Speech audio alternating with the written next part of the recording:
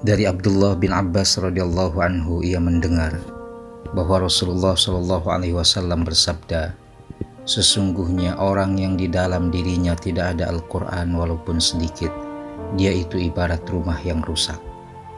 Hadis ini menjelaskan tentang pentingnya menghadirkan Al-Quran dalam kehidupan kita.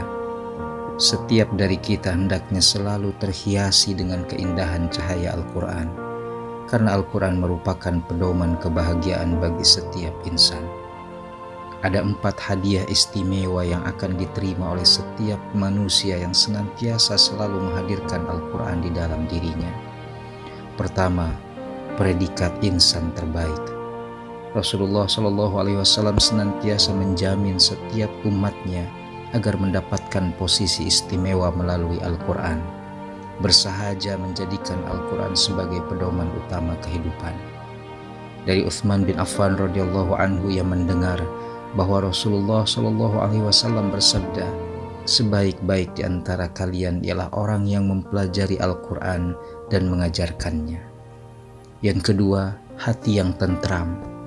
Allah mencintai setiap hambanya yang senantiasa selalu mengingatnya, menjadikan Al-Quran sebagai pembasmi setiap kegelisahan.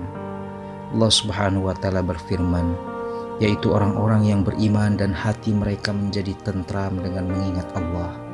Ingatlah bahwa hanya dengan mengingat Allah hati akan selalu tentram. Yang ketiga, limpahan rahmat dan pahala. Kehidupan ini tentunya penuh dengan teka-teki, maka setiap insan hendaknya selalu berupaya menemukan solusi atas kehidupan yang dijalani, yakni dengan menjadikan Al-Quran sebagai petunjuk abadi dan jalan untuk memperoleh pundi-pundi pahala serta ridho dari Sang Ilahi.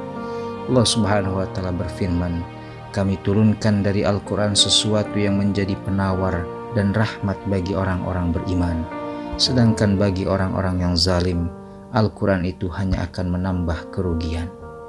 Lalu dari Ibnu Mas'ud radhiyallahu anhu, yang mendengar bahwa Rasulullah sallallahu alaihi wasallam bersabda, "Barang siapa yang membaca satu huruf dari Al-Quran, maka baginya satu pahala kebaikan. Setiap satu pahala kebaikan dilipat gandakan menjadi 10 pahala kebaikan. Aku tidak berkata alif lam mim itu satu huruf, tetapi alif satu huruf, lam satu huruf, dan mim satu huruf." Dan yang keempat, syafaat di hari kiamat. Allah mencintai setiap hambanya yang senantiasa dekat dengan Al-Quran. Lalu Rasulullah pun mengabarkan kepada umatnya tentang hadiah istimewa yang akan didapatkan oleh siapa saja yang membiasakan membaca Al-Quran.